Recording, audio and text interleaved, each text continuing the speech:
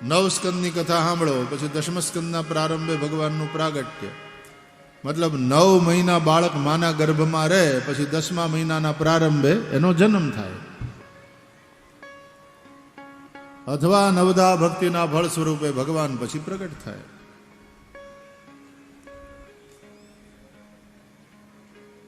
રાજા પરીક્ષિતે પ્રશ્ન કર્યો, હે સુખદેવજી, તમે સૂર્ય અને ચંદ્રના વંશની કથા સંભળાવી, હવે ચંદ્રવંશમાં પ્રગટ થયેલા મારા પ્રભુની કથા મારે સાંભળવી છે.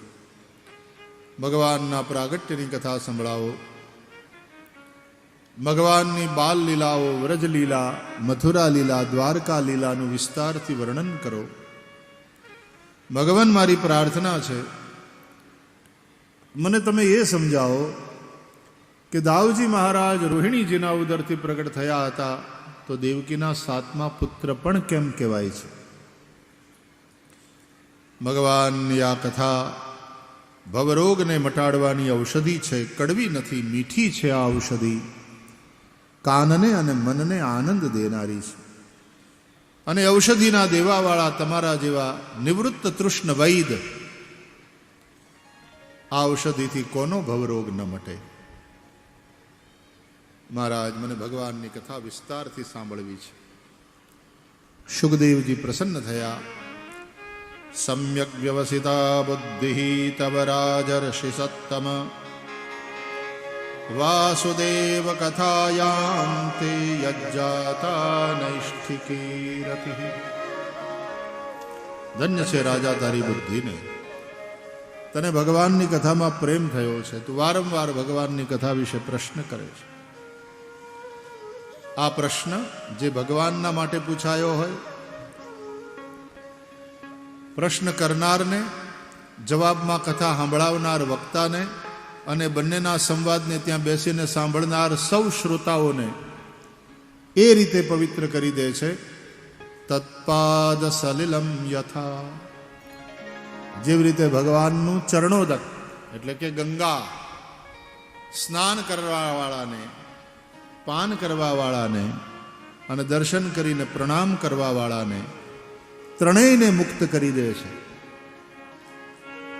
સાંભળો રાજા, ભગવાનની મંગલમયી કથા સુનાતા હું.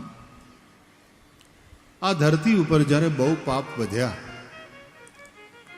અઘાસુર, બકાસુર, વૃષભાસુર, અનેક દૈત્ય થયા, કંસ, શિશુપાલ, જરાસંધ, એના જેવા બધા દુષ્ટ રાજાઓ થયા. એ બધાના પાપાચાર, અનાચાર, દુરાચારથી પીડાયેલી પૃથ્વી પાપનો ભાર સહન ન થયો ત્યારે ગાયનું રૂપ લઈ રડતા રડતા ઋષિઓ પાસે ગઈ. ઋષિઓ એને લઈને ગયા દેવો પાસે. દેવતાઓ બધા એ બધાને ભેગા કરી અને ગયા બ્રહ્મા પાસે. ब्रह्मा जी कहूँ कि भगवान ही हमारी सहायता कर सकते हैं. सब मिलकर के क्षीर सागर गए. तत्र गत्वा जगन्नाथम देवदेवम वृषा कपिम पुरुषम पुरुष सूक्तेन उपतस्थे समाहिता. ત્યાં જઈ ભગવાન જગન્નાથ જે શેષશૈયામાં સૂતા છે, સ્તુતિ કરી. ભગવાન જાગ્યા. સમજાય છે, ભગવાનને છે તો ખરા, હૂતેલા છે, જગાડવા પડે. એટલે સ્તુતિ કરો, ભજન કરો, થોડું તપ કરો, ભગવાનને જગાડો, માયલાને જગાડો. ઘણાને તો માયલો જ મરી ગયો હોય. દયા, કરુણા, પ્રેમ જેવું કોઈ નામ નહીં. અને જો હૂતો હોય તો એને જગાડો. ભગવાનને જગાડ્યા.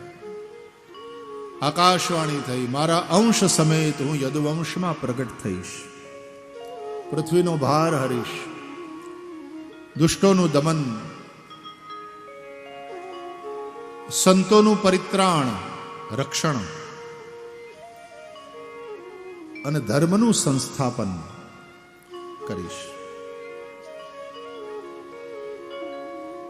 અજોપી સન અવ્યયાત્મા ભૂતાનામ ઈશ્વરોપી સન પ્રકૃતિમ સ્વામધિષ્ઠાય સંભવામિ આત્મમાયા. યદા યદા હિ ધર્મસ્ય ગ્લાનિર્ભવતિ ભારત અભ્યુત્થાનમધર્મસ્ય તદાત્માનં સૃજામ્યહમ. પરિત્રાણાય સાધૂનાં વિનાશાય ચ દુષ્કૃતાં ધર્મ સંસ્થાપનાર્થાય સંભવામિ યુગે યુગે. ભગવદ્ ગીતાના શ્લોકોને યાદ કરો. બ્રહ્માજી આકાશવાણી સાંભળી, સૌ દેવતાઓને સંભળાવી, સૌને સાંત્વના આપી. પૃથ્વીને કહ્યું, અરે ધન્ય છે તું, તારે આંગણે તો ભગવાન પધારવાના. સૌ પોતપોતાના ધામમાં ગયા. દેવતાઓ ગોપ ગોપીના રૂપમાં પ્રગટ થયા પૃથ્વી ઉપર. અહીંયા મથુરામાં દેવકની દીકરી દેવકીના લગ્ન થયા વસુદેવજી સાથે.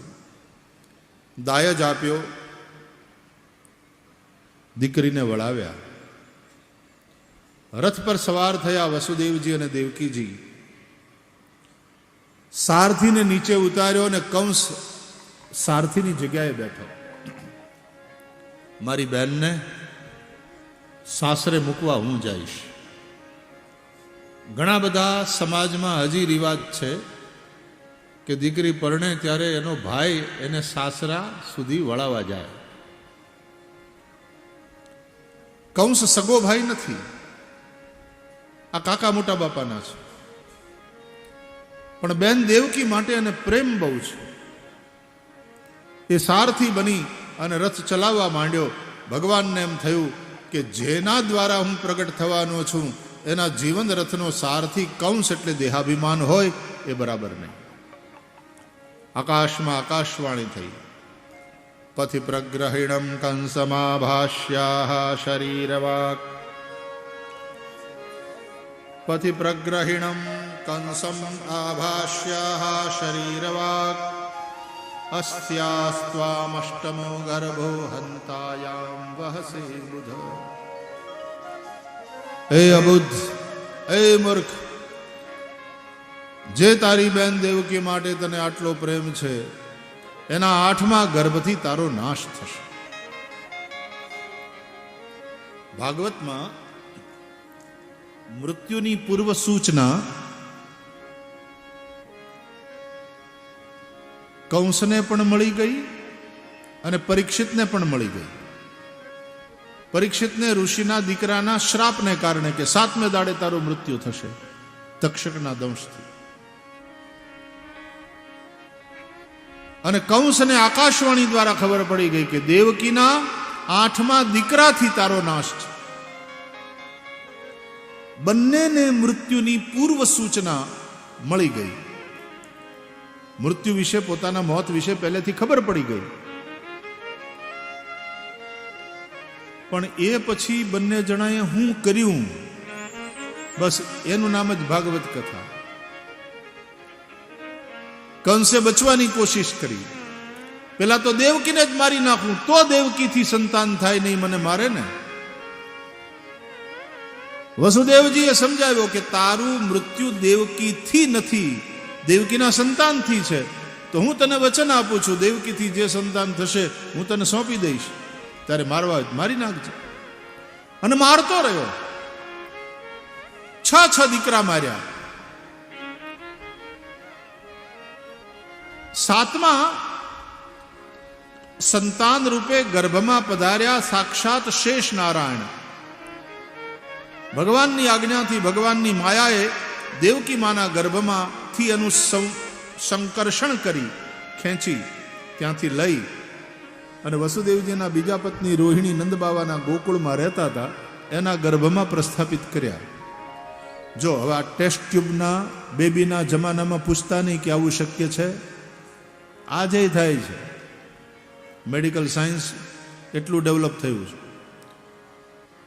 ટેસ્ટ ટ્યુબ બેબી કે સરોગસી, સરોગેટ મધર હોય છે ને, કે ગર્ભ ક્યાંક ભ્રૂણ એક જગ્યાએ તૈયાર થાય ને પછી કોઈ માના ગર્ભમાં મૂકવામાં આવે, કોઈ બીજી માના ગર્ભમાં. એટલે 7મા ગર્ભનો પ્રસવ જ ન થયો ને પછી 8મા રૂપે ભગવાન પધાર્યા ને પછી ભગવાન ગોકુળ જતા રહ્યા ને ત્યાં એને મારવાની કેટલી કોશિશ કરી કંસે. એને મારી શક્યો? કાળને કોણ મારી શકે? અને કાળથી બચી શક્યો? કોણ બચ્યો છે?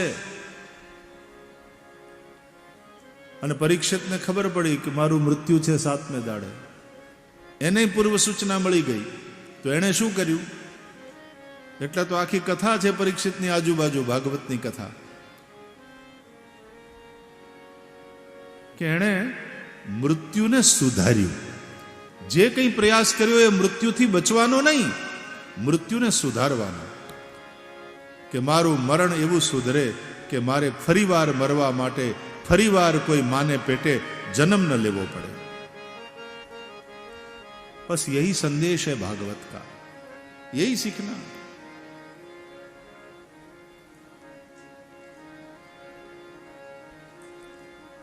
વસુદેવ અને દેવકીને કારાગારમાં કેદ કર્યા છે કંસે.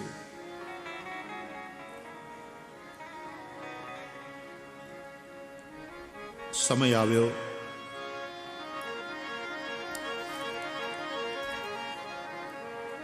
વસુદેવ અને દેવકી કારાગારમાં ભગવાનનું ભજન કરે છે.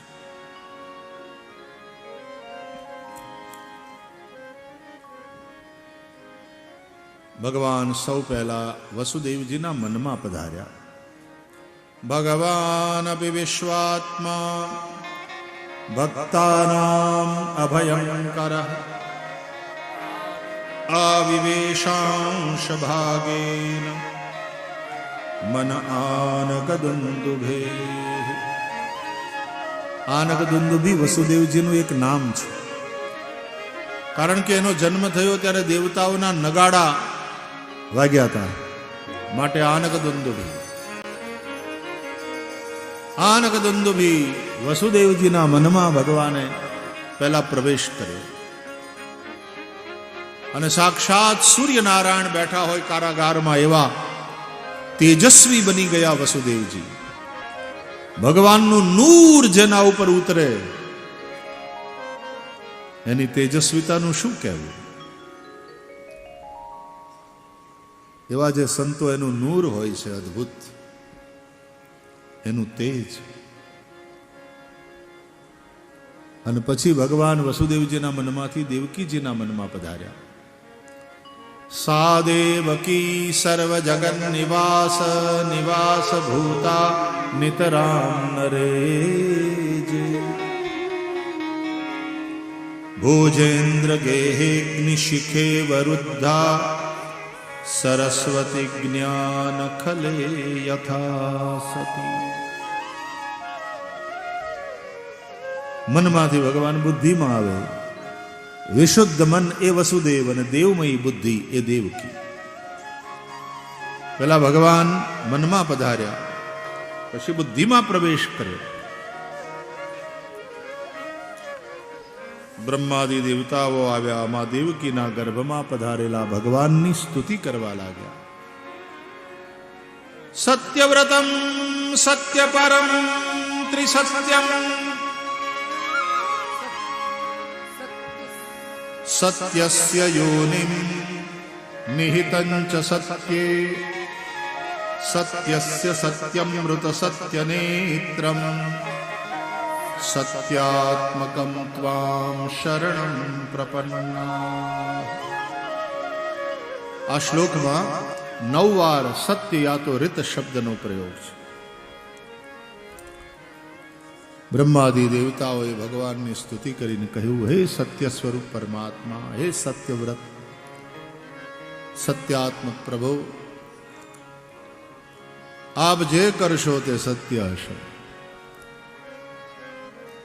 એટલે કૃષ્ણે માખણ ચોરી કરી એ સત્ય, નહીં તો ચોરી કઈ હારી વાત છે? અરે ભગવાને ચીર ચોર્યા, ચીર હરણ કર્યું, એ સત્ય. अच्छी बात है क्या? लड़कियों के वस्त्र चुरा लेना,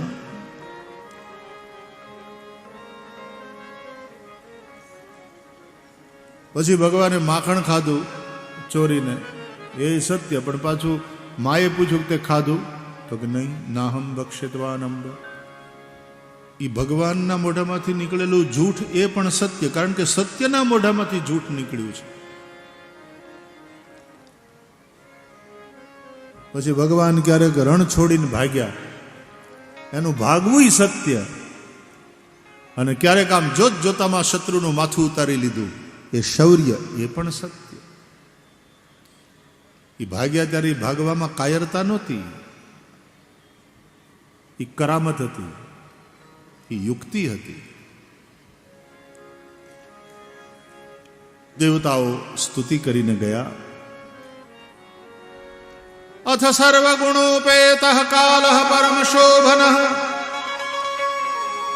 સર્વગુણોથી યુક્ત સુંદર સમય પ્રાપ્ત થયો. યોગ લગ્ન ગ્રહ વાર તિથિ બધું અનુકૂળ થયો. ભર ચોમાસે આકાશ વાદળ વગરનું થયું. ઉડુગણ તારા અને નક્ષત્રો દેખાવા લાગ્યા. વવવાયુ સુખ સ્પર્શ, શીતલ મંદ સુગંધી વાયુ આવવા લાગ્યો. અગ્નયશ્ચ દ્વિજાતીનામ શાંતાસ્તત્ર સમિંધત. ઋષિઓના આશ્રમોની યજ્ઞશાળાની વેદિકામાં બુજાયેલો અગ્નિ એની મેળે પ્રગટ થઈ ગયો. ઋષિઓ દોડ્યા અને સ્વાહા સ્વાહા કરવા માંડ્યા, અને યજ્ઞ પાછા શરૂ થયા. નદ્યઃ પ્રસન્ન સલિલા, ભર ચોમાસે નદી નાળાના નીર નિર્મળ થઈ ગયા. મહી મંગલ ભૂઈષ્ઠ પુરગ્રામ વ્રજાકર. ભર ચોમાસે ધરતી કાદવ કીચડથી રહિત થઈ. તમે ધ્યાનથી સાંભળ્યું? આમાં આકાશ, વાયુ, અગ્નિ એટલે તેજ, જળ અને પૃથ્વી, આ પાંચેય મહાભૂતની શુદ્ધિનું વર્ણન આવી ગયું. આ બધું પંચ મહાભૂતનો ખેલ છે. આપણું શરીર પણ પાંચ મહાભૂતથી બનેલું છે. આ પાંચેય મહાભૂતો શુદ્ધ થાય. વિશુદ્ધ મન એ વસુદેવ, દેવમયી બુદ્ધિ તે દેવકી.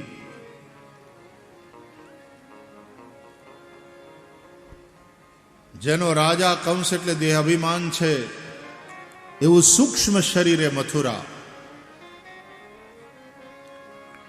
પાંચેય મહાભૂતથી બનેલો આ ભૌતિક દેહ એ પણ શુદ્ધ થાય.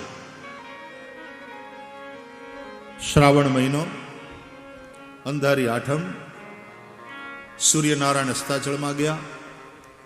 ધરતી ઉપર રાત ઉતરી આવી અને ભગવાને કરી તૈયારી. કારણ કે રામાવતારમાં હું સૂર્યવંશમાં પ્રગટ થયેલો, એટલે સૂર્યની હાજરીમાં. આ વખતે કૃષ્ણાવતારમાં ચંદ્રવંશમાં પ્રગટ થવાનો છે. માટે ચંદ્રમાની પત્નીમાં મારે પ્રગટ થવું જોઈએ. ચંદ્રમા નિશાનાથ છે, રાત્રિના સ્વામી, માટે હું રાત્રિમાં પ્રગટ થઈશ. રાત પડી, ભગવાને તૈયારી કરી. સૌ સૂતા છે. કારાગારમાં વસુદેવ અને દેવકી જાગે છે, ભજન કરે છે. કારાગૃહના એકાંતમાં મધ્યરાત્રિનો સમય. ચંદ્રમાએ રોહિણી નક્ષત્રમાં પ્રવેશ કર્યો, અને એ સમયે કારાગૃહના અંધકારમાં એક દિવ્ય પ્રકાશ દેખાયો. મા દેવકીએ સ્તુતિ કરી પ્રભુની, અને બંને સ્તુતિ કરીને મૌન થયા. એ મૌનમાં પછી જે એક નાદ ગુંજ્યો, અને નાદ વાણી બનીને પ્રગટ થયો, એ વાણી પ્રભુની હતી.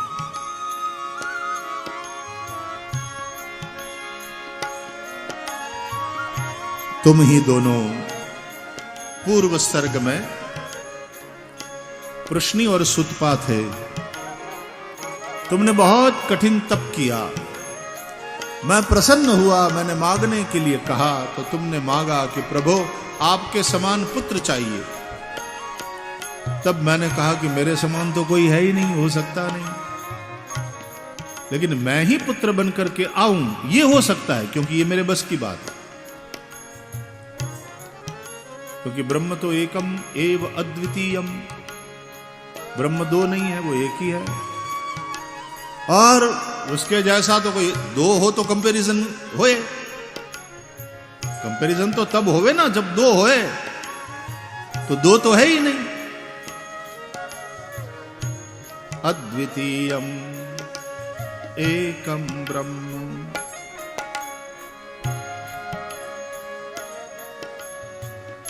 तो मैं स्वयं पुत्र बन करके आऊं ये तो हो सकता है।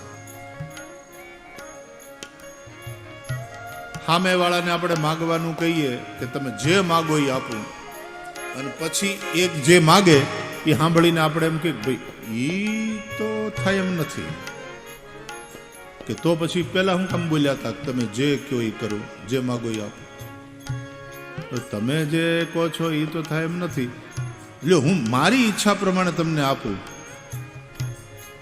તો 3 ગણું કરીને આપવું પડે। એટલે ભગવાને કહ્યું કે મારા જેવો પુત્ર તો સંભવ નથી, પણ હું પોતે પુત્ર બનીને આવું એ શક્ય છે, તો પછી 3 વાર આવવું પડે, કે એમ। તો ભગવાન એ સમયે પુત્ર બનીને આવ્યા અને પૃષ્ણગર્ભ કહેવાયા। એ પછીના જન્મમાં આ બંને જણા કશ્યપ અને અદિતિ થયા, એટલે ભગવાન બીજી વાર પુત્ર બનીને આવ્યા, વામન કહેવાયા, ઉપેન્દ્ર, અને પછી ત્રીજી વાર ભગવાન આવી હાટો થઈને આણે મોક્ષ સ્વીકાર્યો નહીં, વારંવાર જન્મ, કે તમે આવતા હોય પ્રગટ થતા હોય પુત્રના રૂપમાં તો અમને વારંવાર જન્મ લેવામાં વાંધો નથી। હરિના જન તો મુક્તિ ન માગે, એ માગે જન્મો જન્મ અવતાર રે, અને દરેક જન્મમાં ભગવાન પ્રગટ થવા જોઈએ, પછી નિત સેવા નિત કીર્તન ઓછવ નિરખવા નંદ કુમાર રે। આ બંને જણાનો ત્રીજો જન્મ એ વસુદેવ અને દેવકી રૂપે, એટલે ભગવાને કહ્યું લ્યો આ ત્રીજી વાર હું આવું છું પુત્ર બનીને। મા દેવકી હાથ જોડ્યા છે, પ્રભુના દર્શન કરે છે, આનંદ આનંદ આનંદ ઉભરાય છે, આંખમાં આંસુ છે। દેવકી માં બોલ્યા કે પ્રભુ કહો છો તો એવું કે પુત્ર બનીને આવ્યો છું, પણ આ રૂપ તો તમે બાપનું બનાવ્યું છે, આ જગતના બાપનું રૂપ છે। આ 4 ભુજા ને શંખ ચક્ર ગદા પદ્મ, આ કિરીટ ને કુંડલ। નારાયણ અમારા દીકરા 4 હાથવાળા નહીં, 2 હાથવાળા હોય છે, એટલે જો અહીંયા આવવું હોય તો અહીંના કાયદા પ્રમાણે આવો તો હારા લાગશો। અને હાથમાં શંકર ચક્ર ગદા પદ્મ, અમારા છોકરા રમકડા લઈને નથી આવતા, રમકડા તો અમે આપીએ। તો ભગવાનના હાથમાંથી શંખ ચક્ર ગદા પદ્મ ગાયબ, પછી 2 હાથવાળા થયા 4 માંથી। હવે કે અમારા છોકરા લુગડા અને ઘરેણા હોતા જન્મતા નથી હોતા,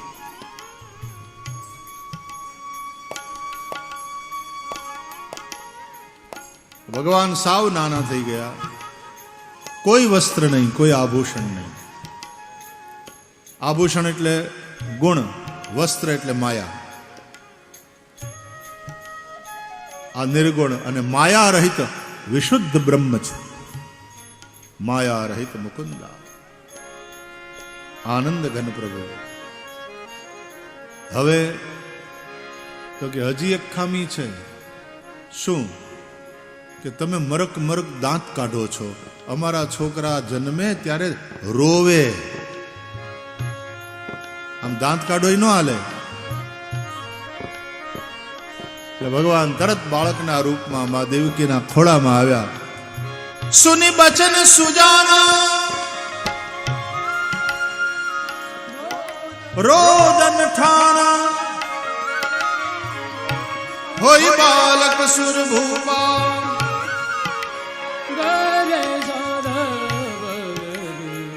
ભગવાન બાળકના રૂપમાં રુદન કરવા લાગ્યા માં દેવકીના ખોળામાં. હવે માં રાજી થયા. कहने लगी मैया चुप हो जा मेरे लाल चुप हो जा, तेरा मामा सुन लेगा तो आ जाएगा. વસુદેવજીએ ટોપલો તૈયાર કર્યો, એમાં વસ્ત્ર બિછાવ્યું, ગોદડીમાં નાખી બાલકૃષ્ણને એમાં પધરાવ્યા અને ટોપલો માથે જેવો ઉપાડ્યો, હાથ પગની બેડીના બંધન કાટ કાટ કાટ કાટ તૂટી ગયા. માથે પરબ્રહ્મને પધરાવતા જ મુક્તિ, કોઈ બંધન ન રહે. કારાગારના દરવાજા એની મેળે ખુલી ગયા. દ્વારપાળ બધા જે ચોકી પહેરામાં હતા એ બધા ભગવાનની માયાને લઈ નિદ્રાધીન થઈ ગયા. વસુદેવજી બાલકૃષ્ણને લઈને ચાલ્યા. દેવકીને કહ્યું કે મિત્ર નંદને ત્યાં મૂકી આવું છું, ત્યાં રોહિણી પણ છે, રોહિણીનો પુત્ર પણ છે, એની સાથે આ ઉછરીને મોટો થશે. દેવી मैं अभी गया अभी आया, तुम हरि का चिंतन करो. નીકળ્યા બહાર, વરસાદ વરસે છે, વચ્ચે વચ્ચે વીજળી થાય છે ને વીજળીના માર્ગમાં પ્રકાશમાં માર્ગ જોતા જોતા વસુદેવ જમનાજીને કાંઠે આવ્યા. શેષે આવી છત્ર કર્યું, બે કાંઠે યમુના વહેતા હતા. વસુદેવ ઉતર્યા, ઓલે કાંઠે જવું છે, નંદને ગામ પહોંચવું છે. અડધી રાતે એક બાપ પોતાના સંતાનને બચાવવા માટે નીકળ્યો છે. यमुना बढ़ने लगी, वसुदेव के मन में चिंता होने लगी कि रे यमुना पागल भई हो क्या, मेरे लाला के साथ मुझे बहा ले जाओगी. भगवान ने सोचा ये स्पर्श करके छोड़ेगी, मानेगी नहीं, तो स्वयं ही टोकरे से अपना चरण बाहर निकाला प्रभु ने और बढ़ती हुई यमुना को पग के अंगूठे से स्पर्श करके, जैसे कोई समझता न हो नाटक बाटक में पण कोई के हवे ऊभું થવાનું હોય ને ઊભો ન થાય ને એ ભૂલી જાય પોતાનો ડાયલોગ, તો બાજુવાળો જે પાત્ર હોય કેરેક્ટર એ આમ હળવેકથી એને પગનો અંગૂઠો ન મારે.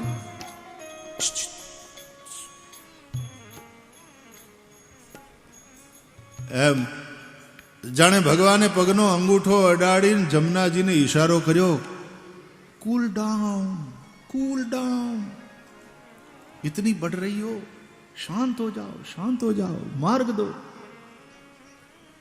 यमुना जी शांत हो गई और वसुदेव जी सुरक्षित उस पार गोकुल में पधार्या, नंदालय में पधार्या.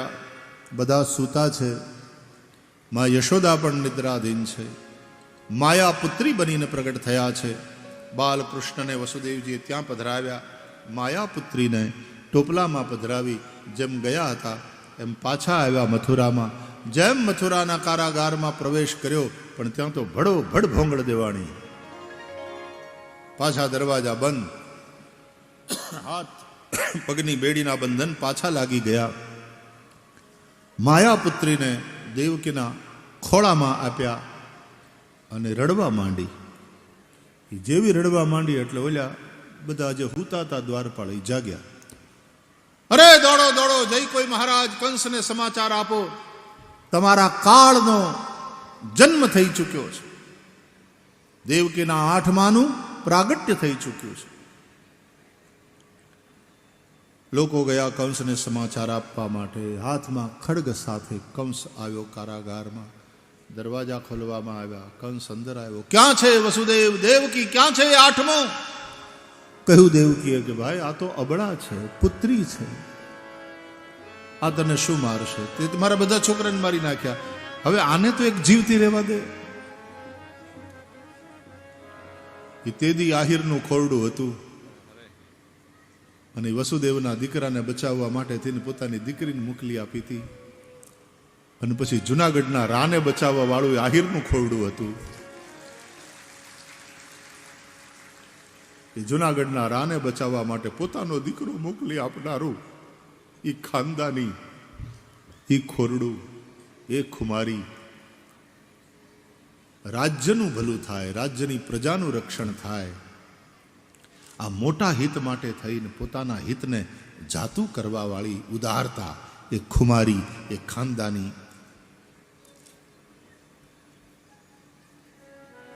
આહિર કુળની અંદર નંદબાવાના સમયથી આ ખુમારી ખાનદાની હચવાયેલી પડી છે. લતાહી અહિર કી છોહરિયા છછિયા ભર છાછ પે નાચ નચાવે. પછી ઈ આહિરની દીકરીઓ એની આગળ છાલિયા છાશ માટે આ કાળિયો ઠાકર ડાન્સ કરે, નૃત્ય કરે, એની સામે નાચે. એમાં હું નવાય, એની માથે ઓળઘોળ થઈ જાય. મથુરાધીશ થયા અને પછી દ્વારકાધીશ થયા, પણ એ ગોકુળ ભૂલી શક્યા નથી, એ આહિરોના પ્રેમને ભૂલી શક્યા નથી, એ ગોપીઓના પ્રેમને વિસરી શક્યા નથી. માં જશોદાનો ખોળો અને બાબા નંદની છત્ર છાયા એ કૃષ્ણને હંમેશ માટે યાદ રહી છે.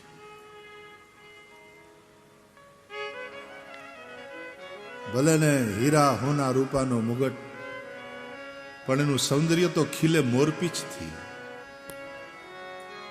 પણ વિચાર કર્યો કે અબળા ક્યારે સબળા બને કઈ નક્કી નહીં. મારે તો 8મા સંતાનનું કામ છે.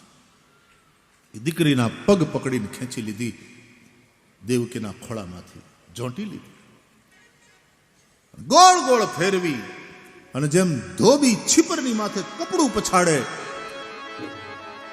એમ કારાગારના કાળમીંડ પાણાની દિવાલમાં પછાડી, પણ ટકરાઈ નહીં. હાથમાંથી જાણે છટકી ગઈ. ક્યાં ગઈ હજી કઈ સમજે કંસે પહેલા તો કારાગારના ઊંચાઈમાં અષ્ટભુજાના રૂપમાં પ્રગટ થઈ અને અટ્ટહાસ્ય વેરતા વેરતા જગદંબા જોગમાયા બોલી કે દુષ્ટ, તું મને શું મારવાનો? તારો કાળ ક્યારનો સુરક્ષિત જગ્યાએ પહોંચી ગયો છે. આમ કહીને હસતી હસતી હસતી અંતર ધ્યાન થઈ ગઈ. કંસને કઈ સમજાણું નહીં કે આ હું થઈ ગયું, આવું કેમ બને? ત્યાં ચિત્તભ્રમ જેવું થઈ ગયું.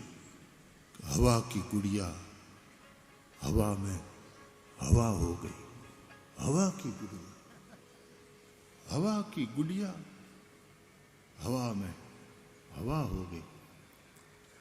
તો એક તો કેટલાય દિના ઉજાગરા હતા, હરખું ખાધું નહોતું, અને એમાં આવું થયું એટલે બડબડાટ ચાલુ થઈ ગયો એને. તો પછી આજુબાજુના બધા સેવકો પછી મહારાજ મહારાજ મહારાજ, બોલે હવા કી ગુડિયા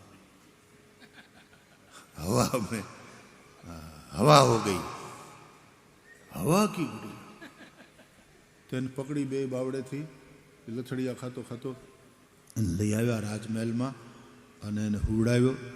ડૉક્ટર બોલાવ્યા તો એ હૂતો પાછો કે હવા કી ગુડિયા હવા મેં હવા હો ગઈ, હવા કી ગુડિયા. પછી ડૉક્ટરે બેહોશીનું ઇન્જેક્શન આપ્યું, હુવડાવી દીધો. હવે મને પૂછતા નહીં ભાગવતમાં ક્યાં લખ્યું છે. આ ઘરવાળી ભાગવત છે, પણ કહેવાનો અર્થ કંસ ભયભીત થઈ ગયો, એનો ભય વધી ગયો, કહેવાનો અર્થ આ. પછી તો એનું સંપૂર્ણ ચિંતન કૃષ્ણમય થઈ ગયું. દેવકીનો 8મો, દેવકીનો 8મો, દેવકીનો 8મો. 12 વર્ષ સતત ભયથી કંસે ભગવાનને ભજ્યા છે. 8મો ગર્ભ જ્યારથી ધારણ કર્યો દેવકીએ, ત્યારથી કંસના મનમાં 1 વર્ષ પહેલાથી હવે આવે 8મો, હવે આવે 8મો, હવે આવશે 8મો, એનાથી મારે સંભાળવાનું છે. નારદજીએ આકાશવાણી કેવું છે, એનાથી મારું મૃત્યુ છે, એનાથી સંભાળવાનું છે. 1 વર્ષ પહેલાથી ભજન ચાલુ થઈ ગયું તું, ભયનું માર્યું. ઘણા ભાવથી ભજન કરે, ઘણા ભયના માર્યા ભજન કરે. આનું ભયનું માર્યું ભજન ચાલુ થઈ ગયું હતું કે 1 વર્ષ અને પછી 11 વર્ષ બીજા. કૃષ્ણ જ્યારે આવ્યા ને પાછા મથુરા, ત્યારે 11 વર્ષ અને 52 દિવસ પછી આવ્યા, એટલે 11 વર્ષ બીજા. 1 વર્ષ જન્મ પહેલાનું ને 11 વર્ષ કૃષ્ણના જન્મ પછીના 12 વર્ષ સતત ભયથી ભજન કર્યું, એટલે પછી ભગવાને એનો ઉદ્ધાર કર્યો. એમ કે કોઈ પણ ભજન તમે 12 વર્ષ લગાતાર કરો ને પછી સિદ્ધિ મળે. એમ કંસને પછી સિદ્ધિ મળી. ઓછામાં ઓછું 12 વર્ષનું તો ભજન, ત્યારે ભજન પાકે. આપણે 12 મિનિટ આંખ્યું બંધ નથી રહેતી મંગલાચરણમાં. 12 વર્ષ સુધી ભજન. કંસને થવા દો હેરાન. આ વિનોદની કથા પ્રમાણે એને બેહોશીનું ઇન્જેક્શન હોય તો એને હુવા દો. આપણે જઈએ ગોકુળ. गोकुल में भोर भई, संपूर्ण प्रकृति सज धज के तैयार हुई है. श्याम सुंदर के स्वागत के लिए शांत जल बही रहा है. અને એ સમયે નંદ બાબાના ઘરના યશોદાના ઓરડાની 4 દિવાલોએ શિશુર્દન સાંભળ્યું. માં જશોદા જાગ્યા, જોયું સુંદર બાળક, गोदी में भर लिया, हृदय से लगा लिया. रोते हुए लाला को कुछ बोल नहीं पाई माँ यशोदा, आनंद आती रेत के चलते. नंद बाबा की बहन नाम सुनंदा, भाभी को बच्चा होने वाला है, सो घर के काम काज में हाथ बटाने पिहर में आई है. उसने देख लिया सुन लिया, ये दौड़ कर आई. भाभी ये क्या? बोले देख सुनंदा ठाकुर ने कृपा की, लालो भयो है. बोले अभी जाकर भैया को सुनाती हूँ. दौड़ती हुई गई गौशाला में. भैया, अरे भैया सुनो, बधाई